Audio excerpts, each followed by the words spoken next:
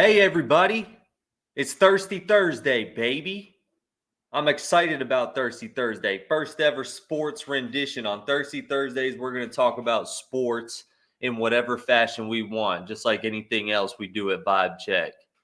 So naturally, you could probably tell by the outfit I'm wearing, we got a little bit of discussion about the NBA playoffs as well as the NFL draft, which is happening tonight.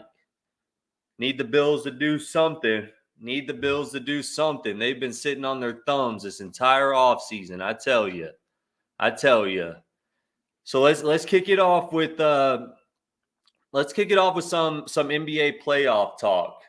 Um, if you've been watching the NBA playoffs, it's been pretty straightforward so far. One thing I wanted to talk about was the Oklahoma City Thunder. This team has chemistry like I have never seen before.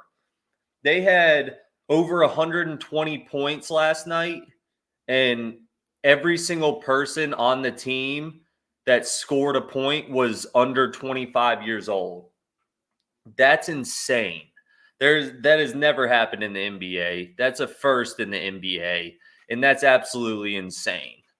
I'm sure you've seen that cheesy commercial with Chet Holmgren and Shea Gilgeous-Alexander singing the song. I thought that was cheesy too.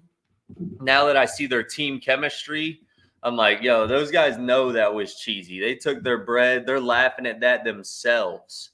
Um, if you watch the way they play, it's absolutely insane too. They are always moving off the ball. They're always setting off ball screens. The second they pass the ball, they immediately sprint and look to set a pick on somebody. And then the second they're driving in, they're looking to pass for the dish for the easy bucket. I'm going to be drinking more water as I do these because yesterday my mouth was getting dry.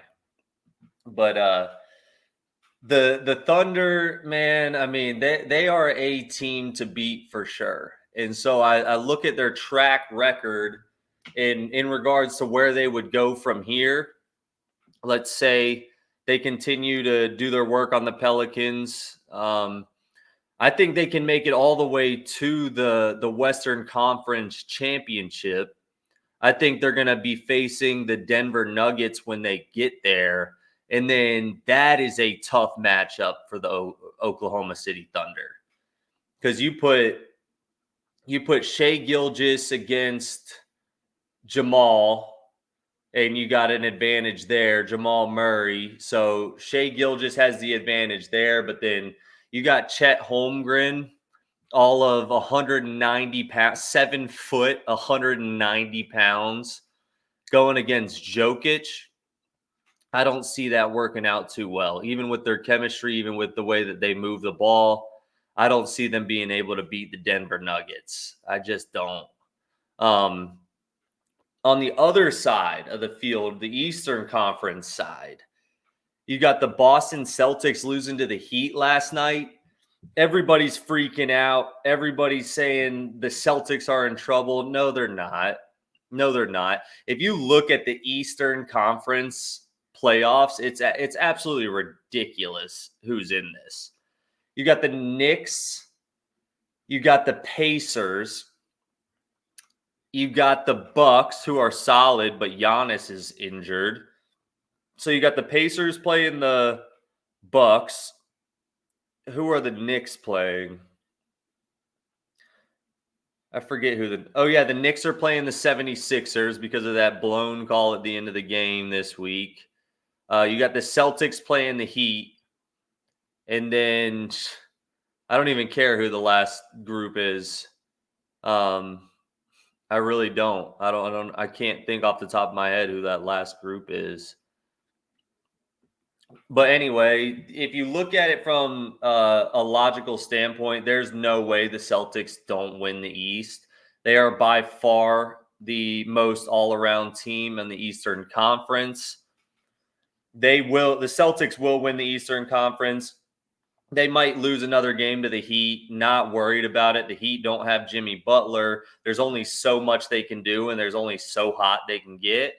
Celtics have their combo, Jason Tatum, Jaylen Brown, and then they have Kristaps Porzingis holding it down. Cool thing about Kristaps is he plays his game well this year. He's not trying to do things out of his range. He's not trying to be top dog. He's playing well within his skill set, and the Celtics are going to be the team to beat in the East. So I think the NBA Finals this year, we're going to be looking at a Denver Nuggets Boston Celtics Finals, and I think that we're going to see the Celtics take home the gold. They've been eating way too much just beef and people talking junk about them. I do not see the Celtics giving up. I do not see them going out easy. And there's no other team on the East that can handle them. And then they get into the finals. You put a Denver Nuggets, Boston Celtics finals together, we're going 7 games. That's what I got. I got Boston Celtics over the Denver Nuggets in 7 games in the NBA Finals. All right, let's skip a beat over to the NFL Draft. Tonight we got the NFL Draft. Here in Charlotte, the Panthers don't have a first-round pick because they blew it. Traded for Bryce Young last year. Now the Bears have the number 1 pick from Carolina and the number 9 pick from themselves. The Bills have, I think we're the 25th pick, I want to say, something like that. So there's a few things I wanted to talk about with the NFL Draft. Firstly, just a couple sleepers that I think these are who I think are the best picks that are just getting overlooked. And by overlooked, when I say these names, they're going first round, but every single mock draft has them completely different spots. And I think whichever team gets these guys is going to have a good pick and a good advantage. Firstly, is that boy from Washington, the lefty gunslinger, Michael Penix. This man, if you watched any of the college football playoffs last year, this man can sling the rock. This man throws it just like Mike Vick used to throw it. He has such a tight spiral on that. He can fit it into the tightest window you can imagine. I think his biggest issue is his injury concerns from previous years. This year, he didn't have any injuries, but in previous years, I think he's had 2 knee injuries and then some form of shoulder problem at some point. But I think that dude is a sleeper. I think he is a dog. He is a 4 or 5 year college player, so he has the experience. He has the maturity. He has the football IQ. If you saw the decisions he makes in the college football playoffs, this man knows what he's doing. He is a gamer. Whoever gets Michael Penix Jr. is going to get an absolute steal. Next name I wanted to mention is Brock Bowers. I've been seeing all this stuff that's saying the tight end position is being undervalued going into this draft because of the amount of talent there is at wide receiver and other position in QB and other positions. And I just can't believe that we're going to undervalue the tight end position when we've seen the Kansas City Chiefs win multiple Super Bowls running through a tight end set specifically. That absolutely blows my mind. Tight end is one of the most prioritized positions in the NFL today. It's one of the most overlooked positions in the NFL today. I think a team with a good tight end has a clear advantage over anyone else. So Brock Bowers as a tight end is going to be a steal for somebody. Now, I know it's not a sleeper pick. I know people know this kid is a dog. This kid is an athlete. This kid is a gamer. But I think he's getting overlooked. I think in any other draft, he could easily be a top 5 pick. And he's probably going to fall to 5 to 10. If he goes past 10, that's absolutely insane. I saw a mock draft yesterday that had Brock Bowers getting picked 13th overall. If that happens, that is an absolute steal. No doubt about it.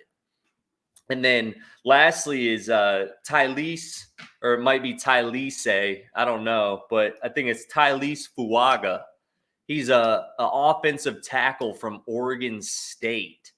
And this kid, I saw a statistic. This kid he's a 4-year tackle at Oregon State, offensive tackle. He let up 2 sacks his entire 4 years of starting. That is a crazy statistic. You play a minimum of 11 games in college football. That means this man played 44 football games as an offensive tackle against 44 Division I opponents, 44 teams of grown men, and only gave up 2 sacks in 4 years. That's incredible. Whoever gets this guy is going to get a steal. This dude's going to be a lockdown offensive tackle in the NFL. I have zero doubt about that.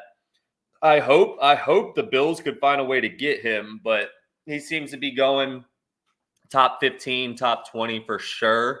If he falls past top 15 again, that would be absolutely ridiculous. Another thing I wanted to discuss with the NFL draft, the Patriots with the 3rd pick. What are they going to do? There's a lot of talk about teams trying to load up packages to trade up to the Patriots and take the pick. Personally, I think the Patriots hold on to the pick. I think the Patriots take Drake May with the pick. I think that would be the smartest decision they've ever made as a franchise. A lot of mock drafts have them sneakily taking J.J. McCarthy because he played at Michigan and Tom Brady played at Michigan, and they think they're going to run back the franchise with the same concept of taking a low-key guy from Michigan and turning him into a stud. And J.J. McCarthy is just way too average. I know he won a national championship. I know he never missed a game due to injury. So J.J. McCarthy, he's going to be average. He doesn't have anything over the top. He can read the play well. He has good NFL IQ, but speed and delivery is nothing to brag about whatsoever. So being a Bills fan, I hope the Pats take J.J. McCarthy there.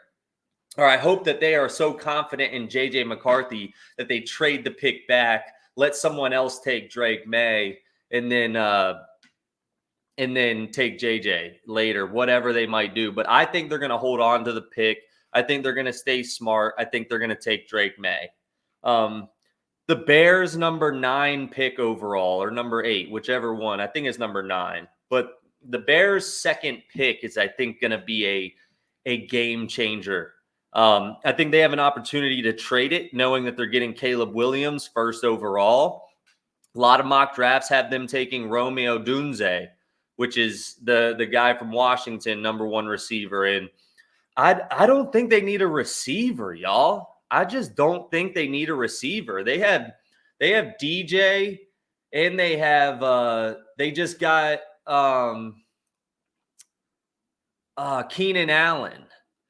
So they already have 2 receivers that are going to be dogs for them. They have a loaded deck. So for them, I think this would be a good chance for them to take either an O lineman or a D lineman, stack up their line, and build a little bit more around Caleb Williams, because he already has dogs around him to make plays. Now he needs protection, and he needs a defense that can help get him the ball back. So I think they got to go lineman with their 2nd pick. If they do go receiver, they're just going to stack house the locker room and might cause locker room issues, in my opinion. With the Bills' 1st round pick, who do I want to see them get? I want to see them snag a cornerback. I think we're going to have Nate Wiggins there from Clemson. If Nate Wiggins is there, honestly, I watch a ton of Clemson football, big Clemson Tigers guy, and I do not want to see Nate Wiggins on our team. That guy is such a personality problem. That guy is so conceited. I do not want to see him in a Bills locker room. Who I would love to see the Bills scoop up here would be Kool-Aid McKinstry. I think that would be a sweet pick from Alabama. Played corner, lockdown. We need help on corner or safety side of the ball. There's not a lot of safeties in this year's draft. I would take a corner here. If we're not going to do that and we take a receiver, I think we got to take Xavier Worthy. I think that would be sweet to have the dude that set the 40-yard dash record But if we pass up on a receiver, I hope we go cornerback. And then the overrated pick of this year's draft is going to be Brian Thomas Jr. from LSU. If you go and you watch this man's highlight tape, every single ball this dude catches is over his shoulder. Every single one is over his shoulder. If you look at his NFL combine from this year, this man dropped more than half of the passes on routes that he ran that required his hands. So he can catch it over the shoulder, but in the NFL, you're not going to get that open. You're not going to be able to burn people that easy. No way. And this guy is so overrated because he caught so many touchdowns for LSU. One, he had McDaniels, Heisman quarterback, throwing him the ball, which, yes, an NFL quarterback's going to be able to do that as well. However, the corners that you're going to face in the NFL are going to be a lot harder to burn. And if you can't pluck a ball on a hitch route, or you can't run a comeback out and pluck the ball out of the air, you're going to have issues being a number one receiver. And I think that there's somebody's going to trade up for this guy and think that they're getting a steal. And Brian Thomas Jr. will be a bust. So that's my discussion about the NFL draft. I'm excited for it. It's very rare that you get a draft where you're actually looking forward to watching the entire first round, entire second round, figuring out what people are going with. But I'm genuinely excited for this draft and looking forward to it tonight. Now, lastly, Thirsty Thursday, I'm going to talk about MLB. I got a couple picks on MLB today that I think you should tail. I think the Milwaukee Brewers, they play at 12:35. They play against the Pittsburgh Pirates. This pitching matchup is night versus day. We got Peralta throwing on the mound for the Brewers versus some guy I've never heard of throwing for Pittsburgh. The Brewers don't have Yelich in the lineup, but everybody else in their lineup bats over 200. They have one guy batting under 200.